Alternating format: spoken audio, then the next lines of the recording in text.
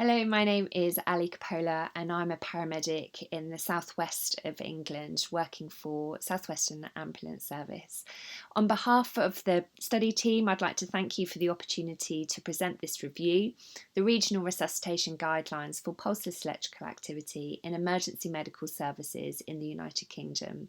And this review was funded as part of an NIHR preclinical academic fellowship as the groundwork for a future doctorate research application.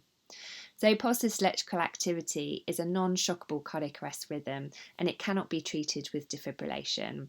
It occurs when electrical activity travels through the heart but muscle contraction is absent or not strong enough to make the heart beat. Survival in PEA is really poor, around 3 to 5%. PEA is managed in accordance with international and national guidelines from the Resuscitation Councils as recommended by the International Liaison Consensus on Resuscitation. These guidelines basically state there is limited evidence on when to start, stop or continue resuscitation, and this has resulted in emergency medical services or ambulance services in the UK amending the guidelines to better support paramedics when making a resuscitation decision. So the aim of this review was to identify and examine the local clinical management of PEA within UK ambulance services, summarise the supporting evidence underpinning the guidelines in order for us to prioritise future research.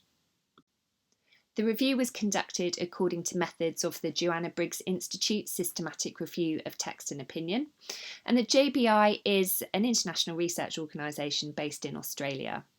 A three-step search strategy was applied between August and October 2020. First, a website search of the 14 ambulance services in the UK. Where no guidelines were found, a written request was made to contacts from the National Ambulance Research Steering Group for the local guideline or a narrative summary of clinical practice. Second, any references cited in the guidelines specific to PEA were identified as supporting literature. And third, supporting literature references with PEA in the abstract and title were identified. So for the results, 22 documents met the inclusion criteria, 5 local guidelines, 7 narrative summaries and 10 references. 27 conclusions were extracted and analysed to generate 10 categories which formed 3 synthesised themes. The variability in the clinical management of PEA between ambulance services, the early identification of reversible causes and appropriate treatment options to increase the survivability of patients, and the consensus for future research.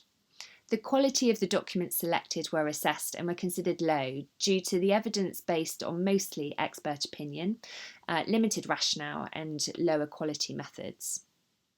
So in conclusion, variation in the autonomy of paramedics, which patients to transport to hospital and the factors applied to inform resuscitation decisions were found. The supportive literature was summarised to find early identification and treatment to reverse the cause of PEA was important to survival. However, this was acknowledged as really complex and challenging to achieve pre-hospital due to the limited diagnostic capabilities. There was a consensus for prognostic research to reduce variation in clinical practice and to improve the quality of care we deliver to patients. Following the results, we were able to make 5 recommendations for practice. First is shared decision making with senior clinicians, really to make sure a multifactorial approach is considered and those patients presented with factors of survival are correctly identified. Next, a low threshold for early transport to hospital. Following resuscitation, patients may have achieved a pulse which can't easily be detected due to them having a really low blood pressure. So any index of suspicion, patients should be transported to hospital early. Early identification of reversible causes. Now, identifying these causes are really challenging pre-hospital. However, within the paramedic scope of practice, reversible causes should be a really early focus. Clarification on best interest decision making. Further guidance is needed on how to identify end-of-life patients in a time-critical environment.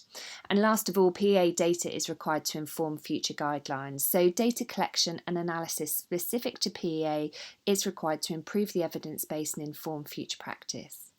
So thank you for listening to this presentation, and I'd be very happy to take any questions.